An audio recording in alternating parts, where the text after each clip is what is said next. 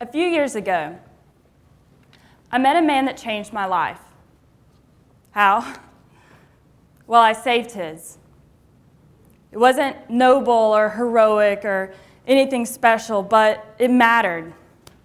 But I'll get back to that in a second. What I can't stop thinking about is this morning, and I don't know if you're like me, but I took a look in the mirror and I said, gosh, that is a face only a mother can love, which is fine because mothers are supposed to do that. They're supposed to love you no matter what you look like, no matter what you say or what you do, which works out for me because I can do some crazy things. The first thing that really came to my mind is when I took the decision to say to myself that I wanted to be the first person in my family to go to college. So excited, I ran up to my mother and I said, I want to go to state, and not understanding the application process herself, she said, well, be back by 11. And I said, that's not how college works.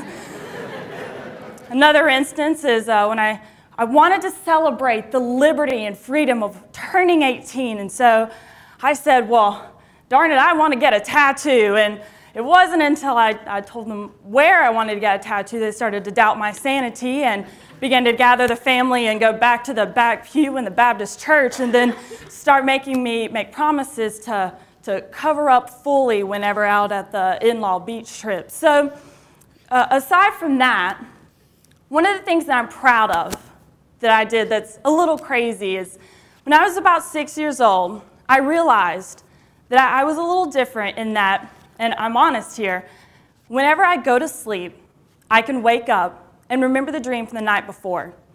And that's happened ever since I was little and ever since I can remember. And being 20 years old today, that's a lot of nights of remembering dreams. And family and friends can attest that it does get a little annoying in the mornings for me to get excited and say, I want to share with you my dream. And it's like, oh, it was cute in the beginning, but now it's not.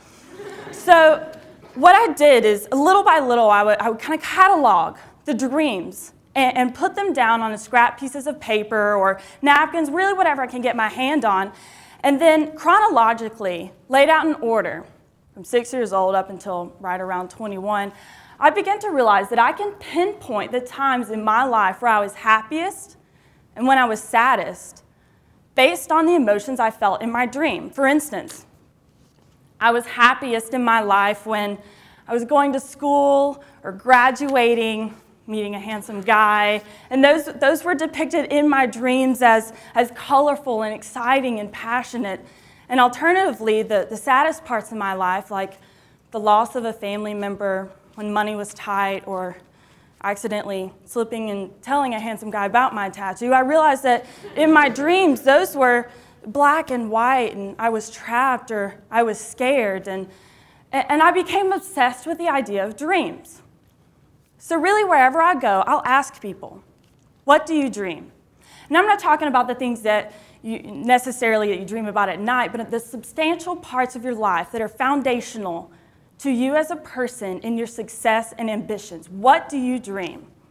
Walking around earlier today in this room, I was asking people that same question, just to get a response and overall feeling in the room. And there was a good range from graduating NC State to traveling, and a lot of single ladies still dreaming out there. But my favorite part is when I ask that question to younger kids because they give that genuine answer. One of the questions that I remember a third grader, Ian, he was answering, and he said that he wanted to be a lifesaver. I'm talking about the candy.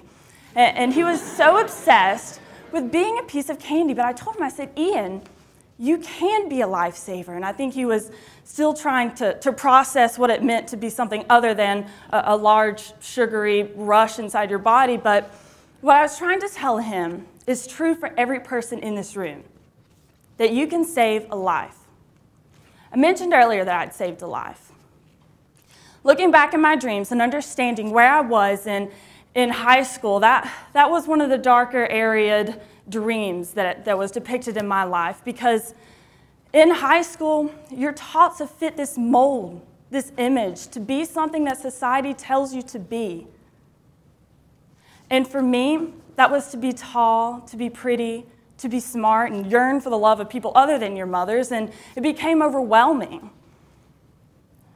I met a person, a gentleman, and he knew my personality, and not really having talked to me much, he came up to me and he began to tell me about his dreams. He opened up to me in a one-on-one, and when he told me that he wanted to be a doctor, he wanted to go to med school, but I couldn't really focus on his words because his eyes were saying so much more. With every sentence going on, the emotion pouring out of his face, in the same breath he was telling me what he was dreaming, he was telling me how they were already crushed.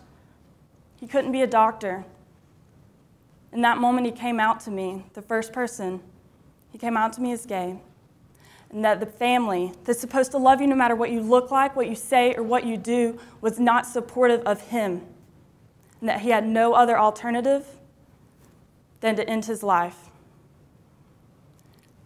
And I spent those next few hours talking with him, trying to convince him otherwise, successfully. Looking back, I'm thankful for that conversation that I had with him because it taught me something and it helped me to change to be better. A few weeks after that, I made a pledge and a pact to myself. I was going to do something crazy, much to the hesitation of my parents again, but what I was going to do is I was going to make a pledge to be publicly happy, to be crazy. No matter where I was or what I was going to do, I was going to be an example for others around me, to be accessible, to be available, to be that beacon of light to people that may need that outstretched hand of support. My dreams now are about making others happy. And that first starts when you look in that mirror and you say to yourself that I am happy and that I can make a difference. And I know that that's going to be hard to look in that mirror and say that. Trust me, this morning, an obvious example. But all it takes is one word of support, an outstretched arm, and a smile to make a dream a reality. The reality is that 1 in 4 of every college student will suffer from depression or a mental illness. And that 1 in 7 college students will take it to the next step and attempt suicide.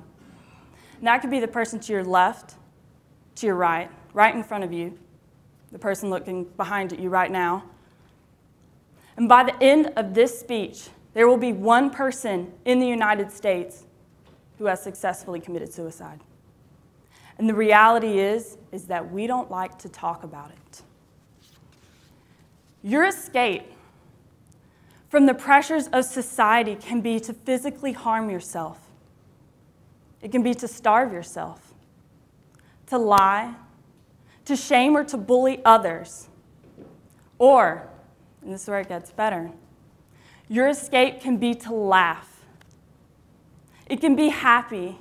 It can be to teach kids to learn how to read and to write, to make your parents proud that you are graduating college. And that doesn't mean that you have to rely on others to push you. It means that you first have to be the one to set that precedent that you are going to start the cycle. A cycle of encouraging others to be happy, to spread that happiness, because one person is all that it takes to make a difference. You could be that person that saves a life or that needs to be saved. Reaching out is simple, and it's all that it takes. It's a job for one person, and that person can be you. If you take that pledge today to be happy, to be publicly happy no matter what you're doing or where you're at. You can call it optimistic. And even after this, you can call me crazy. But I call myself a dreamer. And what matters is that after this, when you wake up tomorrow morning and you look in that mirror, what are you going to call yourself? Thank you.